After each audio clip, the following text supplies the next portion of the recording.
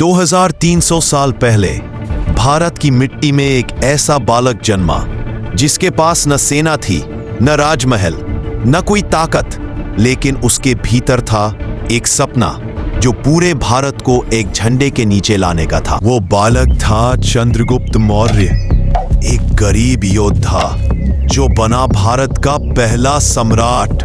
मगध साम्राज्य के राजा धनानंद के अत्याचार से जनता परेशान थी। गरीबों से टैक्स वसूला जाता और विरोध करने वालों को कुचल दिया जाता।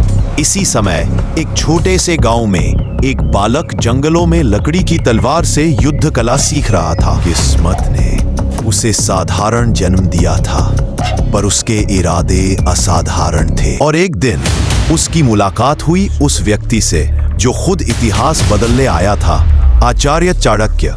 एक ऐसा गुरु जिसकी आंखों में थी आग और मन में था सपना, एकजुट भारत।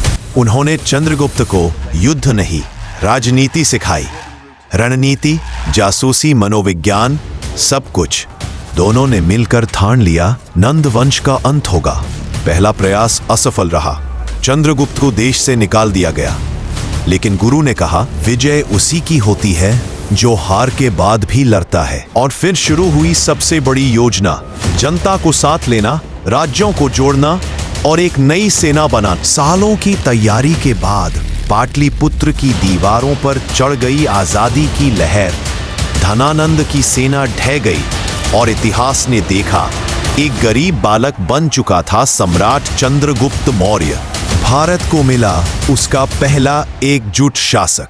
चंद्रगुप्त ने एक संगठित साम्राज्य खड़ा किया। सेना, न्याय, कर व्यवस्था, सब कुछ व्यवस्थित। विदेशी यात्री मेगास्थनीज ने लिखा, मैंने ऐसा अनुशासन किसी और साम्राज्य में नहीं देखा। चंद्रगुप्त ने उत्तर से दक्षिण तक भारत को एक कर दिया। यूनानी राजा सेल्यूकस निकेटर से युद्ध जीता और उसके साथ संधि भी की, शांति के लिए। सालों बाद सम्राट थक चुका था। उसने जाना दसच्ची जीत राज्य की नहीं, आत्मा की होती है। उसने गद्दी अपने पुत्र बिंदुसार को दी और जैन साधु भद्रबाहु के साथ दक्षिण चला गया। कर्नाटक के श्रवणबेलगोला में उन्होंने तपस्या की और वहीं समाधि ले ली। चंद्रगुप्त मौर्य सिर्फ एक राजा नहीं थे, वो भारत की एकता के प्रतीक थे।